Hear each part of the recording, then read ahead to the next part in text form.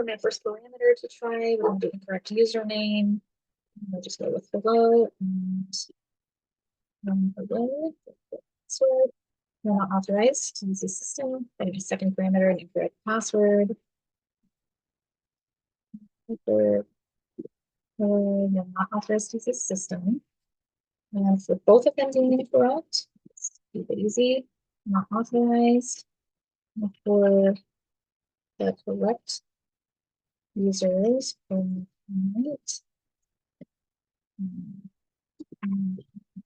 Plus correct. And third